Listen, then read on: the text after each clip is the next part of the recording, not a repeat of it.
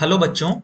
The question says that absence of lactose in the culture medium affects the expression of the lac operon in E. coli.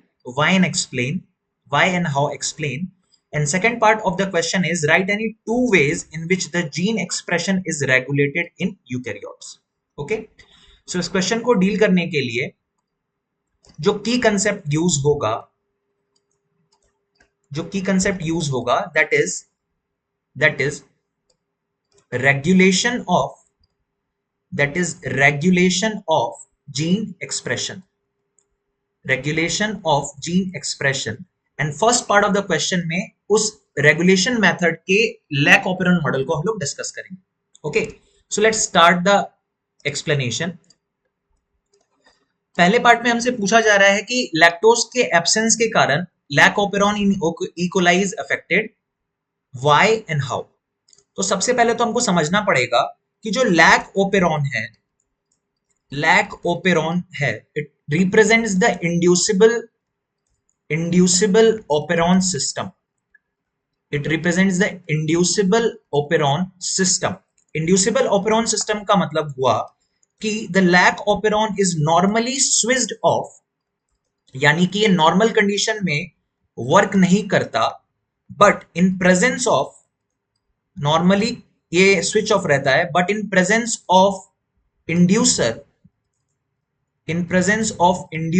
It is switched on, यानी कि inducer के presence में इसका expression active होता है. Now lack operon में जो inducer है, for lac operon the inducer is lactose. तो अगर हम बात करें कि in the growing media, if in the growing media lactose is present, then lac operon will work and express, and if lactose is not present, it will be switched off.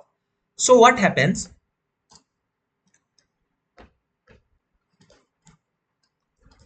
When lactose is absent,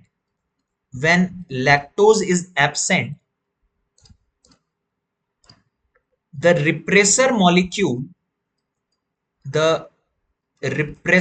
molecule coded by the regulatory gene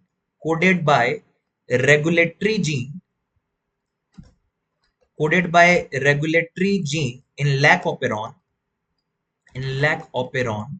binds to operator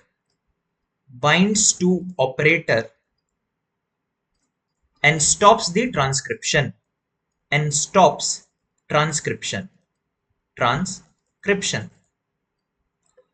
जब medium में lactose absent होता है तो जो lack operon का regulatory gene है वो एक नॉर्मल कंडीशंस में एक रिप्रेसर मॉलिक्यूल को कोड करता है और वो ऑपरेटर रीजन से बाइंड करके ट्रांसक्रिप्शन को रोक देता है, जिससे कि lac operon is switched off. But जब सिस्टम में लैक्टोज प्रेजेंट होता है, when lactose is present, then this lactose binds with repressor molecule and inactivates the repressor molecule, जिसके कारण the operator region is available for RNA polymerase to perform transcription. And in that case जब lactose present होता है, the lac operon is switched on. So हमने देखा कि lactose की availability lac operon के एक्सप्रेशन को अफेक्ट करती है. अगर लैक ओपेरॉन एब्सेंट रहता है तो अगर लैक्टोज एब्सेंट रहता है तो लैक ओपेरॉन स्विच ऑफ रहता है, and when the lactose is present the lac operon is switched on. Okay. Now the second part of the question is, write any two ways in which the gene regulation is regulated in eukaryotes. Gene expression is regulated in eukaryotes. So बहुत सारे level पर gene expression का regulation होता है.